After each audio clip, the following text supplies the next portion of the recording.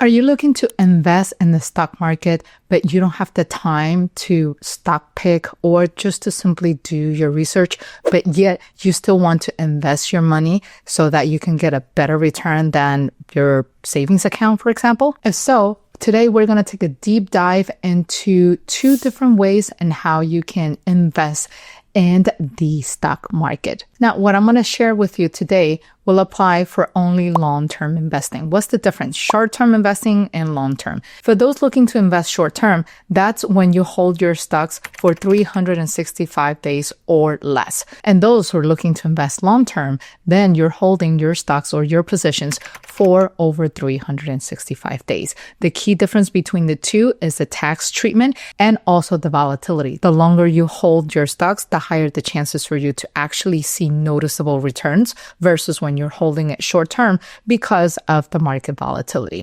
What's volatility? Don't worry, we're going to get to that in a minute. Now, what should you invest when you are looking to put your money in the stock market? Well, the way I do it is by investing in individual stocks, and I also invest in ETFs, which stands for exchange traded funds. What's the key differences between the two? Well, very simple. Let's just say, for example, that you are the owner of Apple. You own all of Apple and you decided to split your company into 1 million equal shares, right? You decide to keep 500,000 shares for yourself, and then you take the remaining 500,000 shares and you put it out in the open market for investors to come in and buy those shares. People like individual investors like you and me can come in and invest, and also big institutional investors can come in and buy a lot of those shares on their own. That's how stocks work. So if Apple does well, then everybody makes money. But if Apple doesn't do so well, then people will lose money. That's the way it goes. So investing in the individual stocks generally gives you a higher return, but you also lose money faster because of the volatility. Now, on the other hand, are the ETFs. How do they work? Well, it's just basically a fund that investors come in and pull together. They create a fund and then they collect money from investors like you and me and everybody else who likes to invest in the stock market. Then with that money that they collect from the investors, they're going to go out and buy multiple shares in different companies. So that way their fund is diversified. They will have a little bit of this, a little bit of that. And the end goal is to grow over the years, over time, but make it less susceptible to individual stock volatilities. The belief or the idea is that if one company doesn't do so well, then hopefully the other companies in the mix do well, and then they will balance each other out. And overall, together, they could collectively grow and ultimately offer the return that the investors are looking for. Now, how do you know which one will work well for you? Well, if you are brand new, you don't understand anything in the stock market, but yet you still want to put your money to work for you instead of leaving it in the bank account and letting inflation eat it away, then this is a good starting point for you. It is perfect for those who don't really understand much about the stock market as of yet, but then they're looking to start making some money in the meantime. It is also well for those who are very risk adverse, meaning those who are not really a fan of the risk, meaning that you don't mind growing slower, but surely without having to go through the ups and downs and the volatility. Now, if you are in a position where you actually have the time to do individual research and to learn a little bit about stocks, then this is the product for you. And you also have to have the stomach to deal with the volatility, meaning with the ups and downs. So if you're okay with that, then this might be a better product for you. Personally, I do a combination of both. I hold 30% of my money in ETFs, and then the remaining 70% goes to individual stocks. So tell me, which of these two are you? Do you prefer ETFs or are you more of a stock person? Let me know down in the comments. Today, what we're going to do is to go over the ETFs that I invest in and the process and how I choose the individual stocks that I choose to invest in. Here's a list of 3 different ETFs offered by Vanguard. First is VOO, then is VOOG, and then is VTI. I personally invest in VOOG and VTI, but I also know of friends who have done really well investing their money in VOO. Why did I choose to work with Vanguard? Well, when I opened my account back in 2015, Vanguard was one of the funds that offer ETFs at a relatively low price. Nowadays, there are many other funds out there that offer a lower expense ratio, and you can definitely check those those out, but I personally have done well with these ones, so I'm sticking to what has worked for me. What is an expense ratio? These funds are managed by professionals. And so when you invest your money with them, there's an expense ratio that goes into the maintenance fee of them managing that portfolio. And they're relatively low compared to mutual funds, for example. So when we come in and take a look at this, you will see that VOO is the first one in the equation, and they have an expense ratio of 0.03. Now, there's VOO that has a higher expense ratio at 0.07%. Why did I go with VOOG versus VOO? Simple, because of the precision with the technology companies. Technology is here to stay. AI is here to stay. So I wanted something a little bit more aggressive. And that's what the G stands for. It's more aggressive towards the growth, because the tech companies are the ones that are actively growing nowadays compared to the other ones. And then there's VTI. This fund, what makes it so special is that it invests in every single company out there in the S&P 500. So it is largely diversified and it has a lower expense ratio compared to VOOG. Now, going into details, what industries do they invest in? Because remember, the whole point of investing in ETFs is to diversify your portfolio. And in a way, you're trusting these funds to manage the money for you because you don't have the time to go out there and research. Or maybe you're brand new and you want a little bit of hand-holding. So you invest in an ETF first to figure things out. So the way VOO invests is that they're broken down into these different sectors. So they have 10.70% in communication services, 10.30% in consumer discretionary, 4.8%, and so on. And pay attention to technology. 34.60% of that money that goes into VOO goes to technology. When you compare this to VOOG, you're going to see the same sectors, but a different percentage. So starting with communication services, there is 16.80% of the funds allocated to the communication services as opposed to 10.70% in VOO.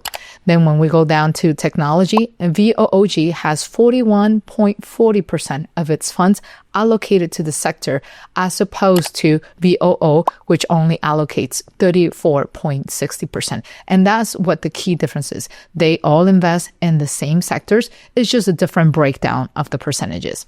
Now, if we were to go to VTI, that's even more diversified. So we have basic materials at 1.40%, but then on consumer discretionary, there is a 13.80% of the funds that go into this sector as opposed to 11.9% in VOOG and 10.30% in VOO. And when you go down to technology, you will notice that VTI invests 38.50% of its funds in this sector as opposed to VOOG that is 41.40% and VOO sitting at 34.60%. Now, remember what I said about volatility? What we're going to do now is to look at charts of the performance of those ETFs compared to an individual stock so you can kind of get an idea of what I mean with ups and downs. So first, let's look at VOO, right? So we're going to go to the 1-year chart. And you're going to see that there is some up and down movement. Here, there was a big dip, but there was nothing that could be done. This was the time when tariffs were announced. So everyone took a hit with that. But once again, the whole goal in investing in ETF is that you're diversified. So on the long run, you will continue to go up, but in a much smoother way. You will still see here the ups and downs, but it's definitely a lot smoother if you were to compare this, let's say, for example, to Apple, right? So if I were to look at the stocks in Apple, you will see that in 1 year, it is a lot of movement, and there's certainly quite deep. It's a lot more volatile. The lows, you feel it more. The highs, you will feel it more. So investing in an individual stock will work well for those who have the stomach to deal with the ups and downs. But if you want something more calm, then an ETF, it's the way to go because once again, they will still go up over time, but the idea is that it's less rocky. So it is less of a roller coaster for you. And then when we look at the 5-year chart, then you will see a much better trend line that it's going upwards. Like I said, when you invest long term, you will see the bigger picture as opposed to when you're investing, let's say 6 months, where you will see everything a lot more volatile. The same goes to VOOG. It is an ETF. So once again, Here's the growth of 1 year and then the growth at 5 year. It is a little bit more volatile than VOO because of the technology companies. But then as you can see, the growth is a lot more aggressive. So when you take a look at 2023, that's the year when technology started really kicking in. AI really came here to stay. And that's how you see the performance of it going up because a big chunk of it is invested in technology. But if you go to VTI, you will see that the growth, it's a lot more smooth because there are more companies, so they all balance each other out, with the exception of the tariffs announcement. But if you can see the 1 year chart, you will see that the growth is there, but it's less noticeable, less rocky as opposed to the other ones. Now, let's say you got started, you invested in ETFs, but now you're feeling more adventurous. You're ready to start doing your stock picking. How do you go about it?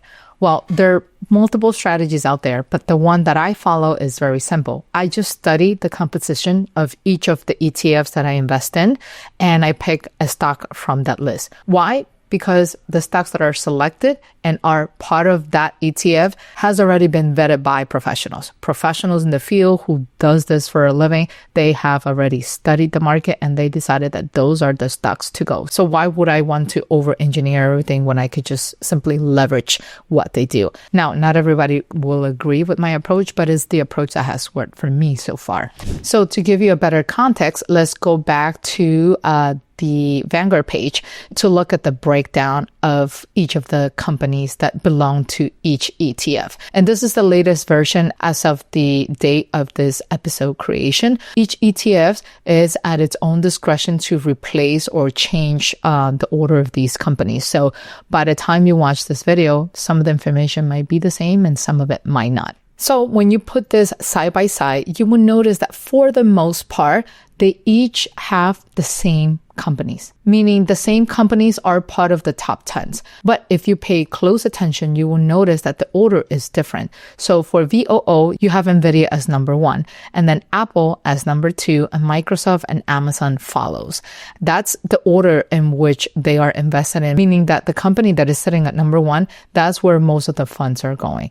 Then when you look at VOOG, you will also have NVIDIA at top, but then you will see Microsoft is sitting second, followed by Apple. Then when you take a look at VTI, you will see that it is the same breakdown, just a different order. And when you go down, that's when you see the percentage of the breakdown of the top 10. When you take a look at VTO, you notice that the top 10 tech companies that are on this list are driving 39.12% of its value. But if you look at VOOG right here in the middle, you will notice that 62.11% of the holdings are actually located in tech companies, which is why I was drawn to this. I didn't mind dealing with a little bit of volatility, but I knew that the growth was going to be more aggressive with this ETF as opposed to VOO. And this is the one that I personally own. I own VOOG and VTI. And like I said, I don't have VOO, but I know of friends who do, and they have shared the numbers with me. And so far, they're also doing pretty good with this ETF.